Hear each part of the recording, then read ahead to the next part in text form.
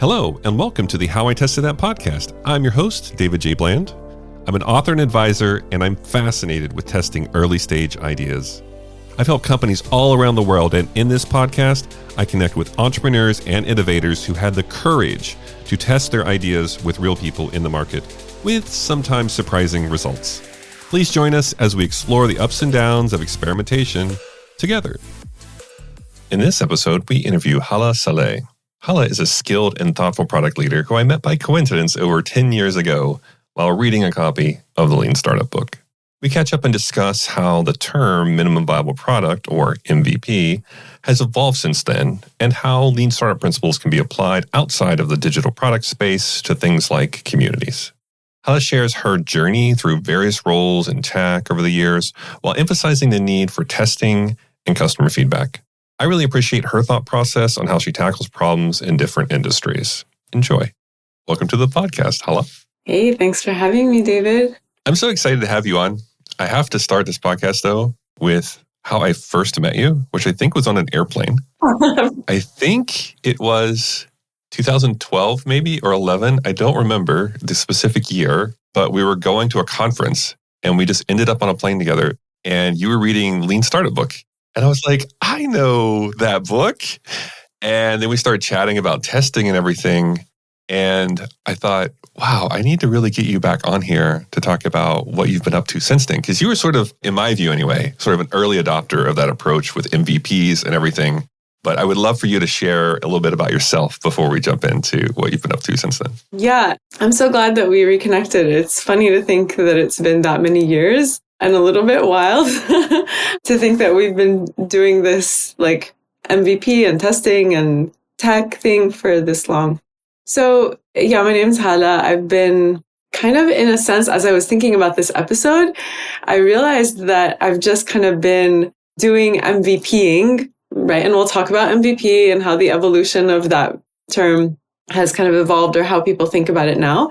But just like I've been testing things for my whole career. Like I've been testing my career for my whole career. Like do I want to do this thing? Do I want to do that thing? I started out as a developer. Then I was like, hey, maybe I want to try project management because we always end up having issues with our delivery. It never feels like it's on time. We're delivering the things the stakeholders want. Okay, so I'll try project management. And then I was like, oh, there's this new thing in project management called Agile. And like, maybe I want to test doing that for a little bit. And along the way, convincing people to let me do these new things that I wanted to test, whether they were my managers, people who I wanted to be my managers, CEOs of companies where I'm like, I know you think that you want me to be a project manager in your company, but really what you need is a director of product. So I'm your woman. So it's just been like very much a theme in my career and then in how I do things. And I can give more examples as we go through and chat about that. But really, like this realization came as I was thinking about talking to you about this episode, because initially I was like, oh, I'll talk about testing methodologies and the different ways that we test things in the world. And then I was like, no, actually, it's a much bigger theme for me. And that's just kind of been my path. I love that. I think I have a hard time with uncertainty, which might sound weird coming from somebody that wrote a book on how to test business ideas. Yeah. And I live in that world. But I find that it's helpful for me to have, like a process of dealing with it. And interesting enough, I got pulled into Agile pretty early in my career. Like the first startup I joined, like you, I've worn many hats over the years. And the first startup I joined, I was asked to do so many different things. And at the same time, we were like, oh, now we're Agile. And we didn't really have any training or anything. We're trying to do these stories and sprints and all that and everything. But I realized a lot of the Agile community is also risk averse, which I didn't think so at first. I thought, oh, these are going to be a bunch of like risk takers and they want to do this thing called Agile and everything. And what I realized, it was a lot of people that had a hard time with uncertainty and they needed a process to go through it. And I think over the years, that's been reinforced through the people I've met through that community is similar as it's like, oh, this gives me a way to deal with a lot of that uncertainty, being able to iterate through a potential solution. Yeah. One of the whole points is to create predictability, right? Is that we end up planning these big projects and doing big upfront planning, and then it all goes to heck. I don't know about how you feel about cursing on your show. So, and so let's create this process where we have check-ins every couple of weeks or whatever, and we're see how things are going so that we have predictability. And then came in like all the metrics, and then came in all of the measuring, and then came in the velocity, and then came in the being religious about velocity, and then came in the scaled agile and measure 500 times, cut 500 times, but it just kind of got wild after there. And so I agree. I think that a lot of people who were in Agile were kind of risk averse. And that's where I think the beauty of having the lean startup approaches and just kind of the testing things out, taking some of the concepts from Agile and then mixing that with the entrepreneurial spirit has been really interesting to kind of find the right recipe around that, I guess. Yeah, I agree. I think with Agile, it's really great at iteratively delivering solutions. At its core, you should also be talking to the customer. Obviously, you go back to old XP literature and everything from Kent Beck, and they sort of like put the customer right next to the developer, and we've kind of prided ourselves in getting many layers in between them ever since. But when I think about the stuff that you and I are drawn to, it's often, well, are we solving a problem? Do we understand the problem enough to even take that approach? Because you can iterate through solutions to something you don't fully understand, and it can take you all kinds of different directions, and you could still fail in a kind of a big way. Wow. And so I do think applying that methodology or that just framework of how do we uncover the problem, and I think just through your intro and sharing kind of, you would spot opportunities to say, well, I think you need me for this, but then it looks like this is the real issue going on. I find that helps build empathy as well, playing all these different roles. When someone comes to you and say, well, you don't know what it's like to be a project manager, you say, well, yeah, I kind of do. Like I've tried that, It's like early on in my career, I played so many different hats. I was doing testing for a while, like traditional QA testing, and people were like, oh, you don't know what it's like to be a tester in Agile. And it's like, actually, yeah, I know. Like, it's not real fun when you get to the end of the sprint and everyone closes all the stories at once and hands them over to you. I know what that feels like. So I do think it gives you some empathy or a way to relate to people in ways where they just assume that maybe, oh, you don't understand my world. Oh, 100%. I mean, I was a QA tester too. I did what we called at the time, like white box testing, black box testing. I did, I had to write scripts. I had to write automated tests. Like, it helped me be able to speak the language of the teams that I work with moving forward from there. And it actually can be a superpower for people who have worn multiple hats to then be able to work on teams, because you can actually really have the teams back in critical moments where the stakeholders are pushing and you have a position of authority or influence or whatever on a team to be able to speak to why things are the way they are or understand. Obviously also gives you leverage to challenge the teams because you're like, yo, I've done that too. I understand what's going on. But it helps in both ways. And, going back to your point about understanding the problem and the problem space, that is like my food. That is like, I don't think that people really appreciate sometimes how important it is not only to really steep yourself in understanding the problem and the problem space, but staying in it. Continuously testing whether the problem space has changed, continuously trying to understand how the problem space has changed and evolved, because nothing is static. The problem space isn't static. The humans who are experiencing the problem aren't static.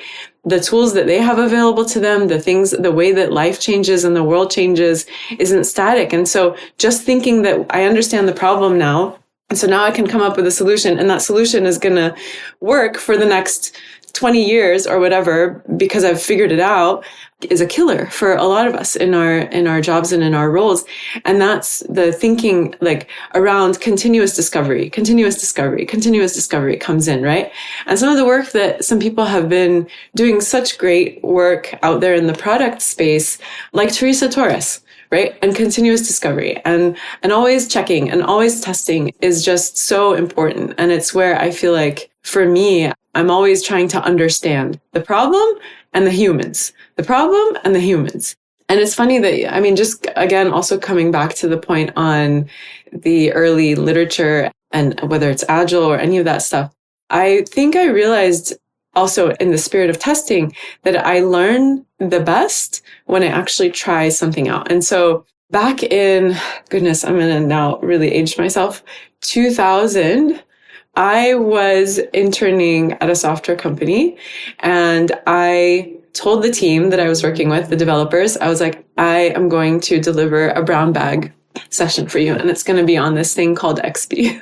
Oh, amazing. And like, I didn't really know a lot about what it was. I mean, I was super still new to even coding, but I was like, we're going to talk about this thing. And I made a presentation and I talked to the team about extreme programming. And so even moving forward in my career, every time, like when the lean startup stuff was really becoming popular, that's when I was reading the book. And then I went back and Lean Canvas or whatever Canvas is, I would come back and when I learned something, I turned it into a workshop and I taught other people. Now, this doesn't mean that at that time that I was giving the workshops, I was an expert at these things, but it like actually helped me understand not only the thing, but also what is people's reaction to it? Where are the problem points with it and the friction points? And it allowed me then to like take the things that I thought were working well within these frameworks and drop the things that I felt were just like either not needed, they were too much, it actually didn't contribute value to the framework or whatever. And that includes things like Agile. So I think it's just like that mentality of continuously testing and checking and taking something out into the real world and trying it out is the best way versus just looking at things in theory or trying to apply things by the book. Yeah, I think quite often these books are written in a way that you almost have to make some compromises as you're working in the print. It's got to start and an end, and you have to lay it out in a way, but it really limits you into how you mix things up, how you be iterative, oh, maybe you don't start with this tool, you start with this other one instead based on your context, or maybe you don't even use this other tool based on where you're at.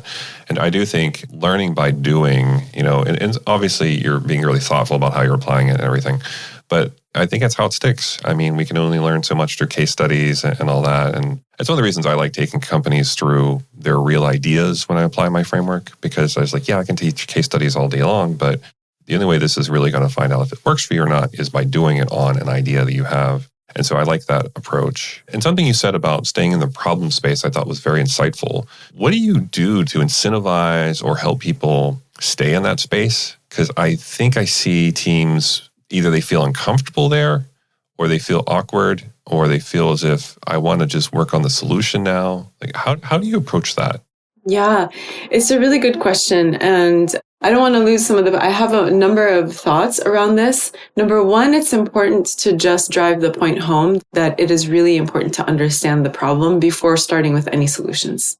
I actually feel like even when I was doing program and project management years and years ago, this is like 2007, 8 at Hewlett Packard, right? One of the first things that we learned, even as just doing program management across different departments, was the importance of understanding the customer's experience. Like they had us as teams go and do customer visits and sit in the customer's home and watch them unbox the printer and set it up and like go through installing it. And it's a humbling experience because you can't be like, oh, give me your keyboard. I'll like help you set this thing up, and it's so easy because we developed the process and the onboarding experience. And like, you just need to do it this way. Like you have to watch the customer go through it. And that was echoed through different experiences I had, like even at Expedia. So we'd have people come into a lab and put the software in front of them and we just had to watch.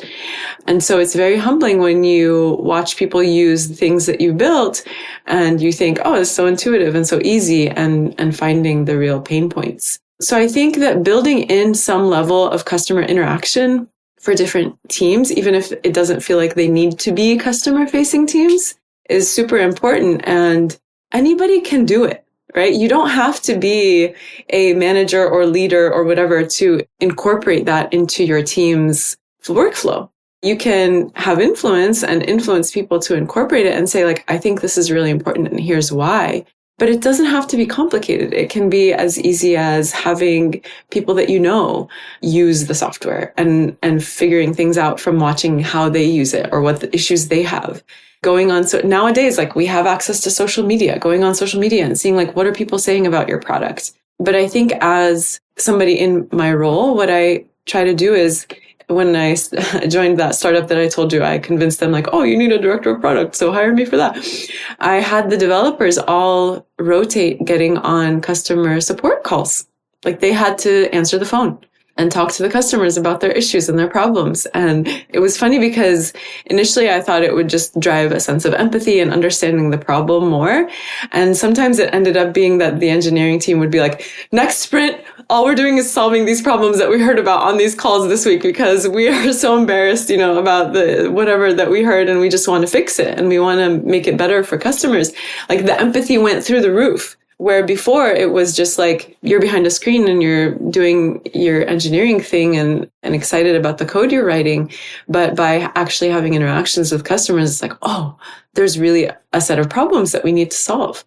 So having kind of forcing or incorporating is the nicer word, interactions between teams and customers and being creative about what those interactions look like. The last company that I was at, we had a Discord server for the community that was involved in the product or had interacted with the product or had actually invested through the platform or whatever.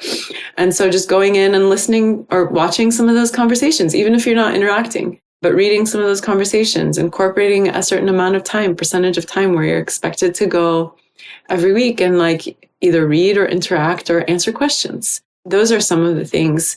But also as a product person, making sure that on a cyclical and regular basis, I'm bringing people back to the problem space by incorporating new data and new learnings, right? And having a sense of like learning is our number one job as we're putting a product out and measuring and learning and bringing those learnings back, whether it's on a monthly basis or whatever, like, here's how our product is doing that, we thought that we released to production and now it's just humming along.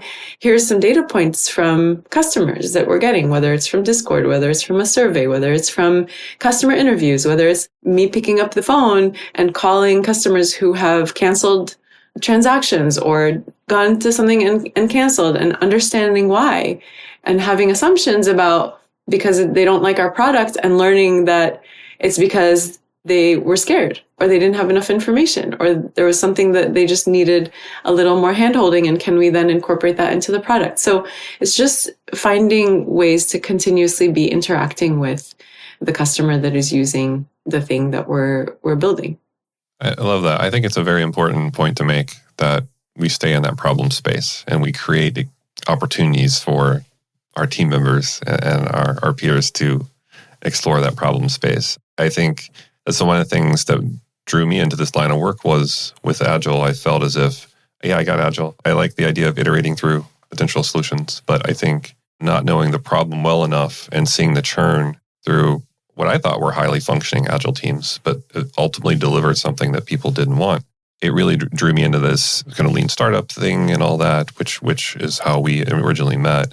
I have to come back to that for a moment because it's been a while. It's kind of crazy to think how long it's been since that. I think it was 2012, if I remember correctly, or 11. 11 was when the book was released. And what are your thoughts on it now, taking what you've tried and applying it over the years? A lot has changed in the market and technology now and how we even view customers. What is your take on that book and some of the methods and some of the ideas like MVP that it popularized? Yeah, I think it is still a very valuable mindset and paradigm for people to learn and understand. I think that is still also very challenging for people who are in executive roles and or running enterprise level companies and platforms to be willing to think in that paradigm.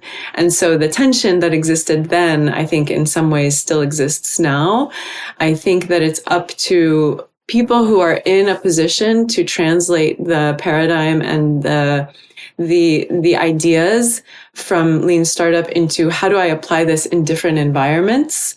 And that is a skill set on its own, because you can't do some of the things that you can do in a startup, a full startup. Like I taught a class at University of Washington for a couple of quarters, a couple of years ago, or about a year and a half ago, on product strategy. And one of the classes was testing methods and how we test things, our software and whatnot. And so people were like, do you really think we should use the, like, what's that method called? The smoke and mirrors, where you kind of just have a UI, but it doesn't really do anything in the back end, and it's to test something. Oh, sort of like Wizard of Oz type Wizard of thing, Oz, or test. Door. Yeah. Right. So do you really think that we should be, or how do I use Wizard of Oz testing? Or they got really excited about that. And I'm like, hold up. That was great in 2011. You could get away with a lot, and you still can, but it needs to evolve to where people's expectations of technology are these days, right? What people's expectations of service, even customer service, are these days. And that has all changed over the last 13, 14 years. And so the methods and the thinking and the paradigm is very important. How can you learn the most with the least investment? And I've taken that and actually applied it to things outside of software. Now, with that being said, when it is software, we have to really be careful about using methods that then, especially if you're at an enterprise level and you have products in production and people are using them, and you have a business and you have a business model and you have profits and loss and all of that, you can't put up products that are wonky or don't actually work or make a promise that you don't deliver on. And so those things are really important to understand context. So the paradigms and the methods are important and are good, but then apply context to them appropriately. Apply the landscape to them appropriately. Can you use some of the methods while you're in just the prototyping phase, in the user testing phase, in the user research phase, and obviously we have a lot of evolution of tools now and AI tools and all of that for prototyping and such, but making sure that you're using the methods that are in that book and that are developed appropriately in the right context. So that's what I'll say. But yeah, I think it's still super valuable. I think, again, like I've kind of taken that and applied it to even the physical world and through like some of the projects that I've been working on, and it's really served me well. Yeah, I think the context is really important, especially usually the big companies I'm working with, they don't want to damage their brand. It's like our brand's over 100 years old. We can't damage the brand, but then it's a balance between, well, we don't want to damage the brand. We also don't want to perfectly deliver something polished that doesn't have a need. So where's the trade-off there? Where's the compromise? But let's talk about brick and mortar. What about brick and mortar have you seen where you can apply this thinking, or you've seen stuff that works? Well, I mean, I can speak to only like what I've tried. And most recently, I kind of came at it also from the problem space. So that's where I started. I was experiencing an issue where I felt like there was all this talk about community. And then when it came down to it at the end of the day, I was like, who do I feel like I can call if I'm in need, or a group of people that I feel like can support me if I need help and need community support. And I didn't really feel like I was at a place where I felt like if I fell, there was a community to catch me. It felt like we were doing that online a lot, but it just like there was a disconnect between the digital world and the word community and how it was being used in digital spaces and what I felt like was lacking in the physical world. And I have had a feeling over the last few years and this kind of hypothesis that the speed of technological advancement, and you and I have actually experienced it over the last 4 or whatever decades, and we've been through the phases of the desktop IBMs and whatever through to AI. And so, but the speed of technological advancement has obviously been quite high over the last few decades, but I feel like we're actually at a cusp right now where if it hasn't already, it's getting to a point where it's going to accelerate at such a rate that as humans, we cannot adapt to it. We're going to be stuck in a spot where we're like, we don't even know what to do with this. And I feel like the only way to build resilience with that happening, it's not to close our eyes and pretend it's not happening, but rather it's to create a resiliency by knowing how to live in the physical world and making sure that we're practicing living in the physical world. And so with that, and just the sense that there was this idea of community that I felt needed to actually be built one-on-one, I wanted to test out the idea of building a community space.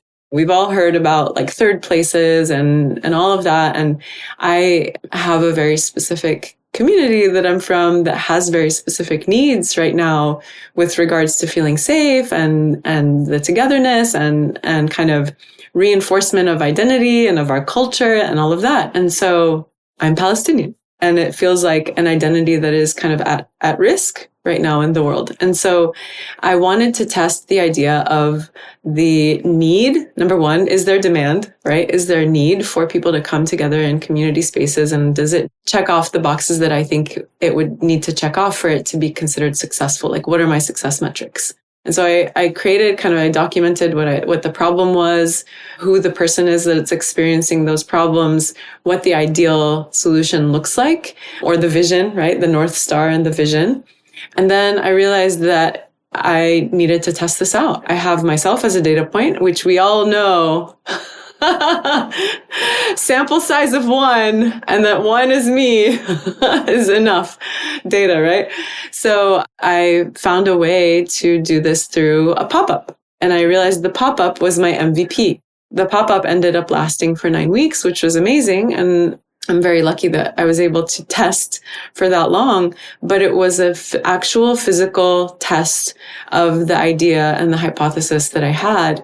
And I did everything you would do with a product. I created, what are my success metrics? What are the KPIs that tell me whether this is successful or not? We collected learnings, measured customer feedback, customer interviews, all of that in order to make sure that this is actually a thing that if it were created in the real world in a more permanent sense, what's the criteria for an MVP so that it actually can be a proxy for the real product at the end of the day versus like if I create an MVP that is so way off base of what the end product is going to be, then what am I really learning? So that was the mindset that I approached this and created that pop-up space.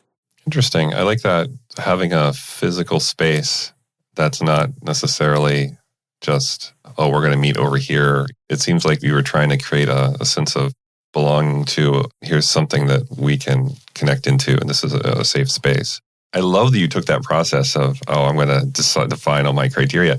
I mean, from whatever you can share, like what kind of criteria would you use to determine success for that? Because I find myself, if I had to come up with it, I might struggle with, how do I know? I mean, granted, I could say, how likely are you to recommend this community? But like beyond that, I think I would struggle coming up with what I measure there. Yeah. I mean, number one, we measured attendance. So vanity metric of like page visits, right? But it wasn't page visits. It was actual like cafe visits. Like how many people were coming through the space on a daily basis when it was open. And the next metric was actually repeat customers. So were people coming back? And at what rate were people coming back? And then there was also virality. So when people were coming back, were they bringing somebody else with them? How many people on average were people bringing with them? That was one metric, but virality also was referrals. So how many people were coming in because they were referred by somebody or they heard about it from somebody. And so they came in and that's the driver that brought them in through the door. And so those were some of the metrics that we looked at and that I looked at when I was measuring whether this thing was successful. And some of that was able to be tracked quantitatively, like I could see orders and tracking and whatnot. But also I had events. Twice a week, we would have community events and they were either educational or cultural or whatever. And technically, like I didn't actually need people to RSVP to these events, but I created an RSVP process because then I could track people's emails and then I could track people's attendance and I could track if they came back for events and how many people who were at the next event had been at a previous event. What was the percentage of that? How many people were new customers? And tracking all of that as well. So those were ways that we were tracking, in addition to just getting customer feedback through like testimonials or a survey that we had available to people and talk about like their experience and whether they would recommend it to others and bring others. And then a very like qualitative one was when I had the last weekend of it and it was like, oh, we're taking a break for the month of June and we're going to figure out our long-term plans. And on that last day, I'm walking around and chatting with people and people are pulling me to sit with them at their table. Okay, what do we need to do to make this thing a reality, like to keep it going? So that was a very qualitative metric, but in addition to the other ones. Yeah, I like how you're balancing both qualitative and quantitative there. And I feel like that could be challenging with something like a community. And I do think, it reminds me in a weird way of something like a Sean Ellis test, where it's how disappointed would you be if this went away now that you've experienced it? I don't think you manufacture that. You're like, look, we have to take a break before we figure out what to do next. And to have people go, oh no, I would be very disappointed if this went away. How can I contribute? I think it's an interesting thing to receive feedback on as well. So interesting. So you've kind of taken what you've learned over the decades of product management and testing and applied it to almost like a community or a physical space. What do you think, if you're willing to share, like what do you think the big assumptions are that you want to test sort of now with this, bringing it forward? Because I think it sounds as if maybe you have some directional evidence that some of this is trending in a way where you can persevere. But what are your big assumptions now with it? So the big assumptions, the MVP, while it had a number of metrics that I would say checked off as successful, one of the things that wasn't a priority during the MVP phase was profitability. And so the financials are going to be a big assumption moving forward on whether it can actually sustain itself and whether it can be something that is financially viable. And so that is something that if we are able to have a different iteration of the MVP, potentially where the profitability aspect can be tested, is going to be important. Community investment, not just by coming and experiencing the space, but are people willing to actually invest their dollars in making this a reality, is something that we can also test actually through putting up something like a Kickstarter, right? And seeing what does that look like? What are the results from that? How many people are willing to actually put their money where they're saying that they want this to exist in the world? So are you willing to also be a part of its success? And then actually like longevity of it as is the need a long-term need. You never want to be solving a problem for something that's just a trend or something that's just a temporary need, but rather is it a long-term need? And I think that some of that has to do with looking back in history and seeing how long has this need existed. I don't think that it's a temporary need, but it's just kind of testing whether the way that we are delivering the community, the way we're delivering to the community also needs to evolve as the community evolves. So in the spirit of what we talked about earlier of staying in the problem space, what the community needs today is not going to be what they needed 2 years ago, is not what they're going to need 6 months from now. I like that. I like staying in the problem space with the community. And I think anyone listening to this trying to build a community, that's good advice of staying in the problem space and understanding how their needs change. I just want to thank you so much for hanging out with me and chatting about what you've been up to since 2012. Everything from all the different roles you've played in different companies, how you've applied things that you've read through brown bags, but also just applying them with teams in little ways to see how they respond. I love that. All the way up to how do we do this to build out a community. I just really appreciate you sharing your journey. If people have listened to this and they want to reach out to you and they're like, I need to ask her for help, what's the best way for them to get in touch with you? Probably at this point, LinkedIn. I am working on trying to relaunch my website, but it's not quite there yet. So when it is, you'll be the first to know, and then we can share it out. For now, probably LinkedIn is the best way. All right. So we will make it a point to have our LinkedIn on the detail page. So if you all want to reach out through that as well. Thank you so much for hanging out with us and sharing your stories. And I just appreciate you spending time with us. Thank you. It was so fun. Thank you for listening to another episode of How I Tested That, where we share stories about experimentation, tips, and tricks. If you learned something new, please recommend us to a friend or colleague. And remember, keep testing your ideas.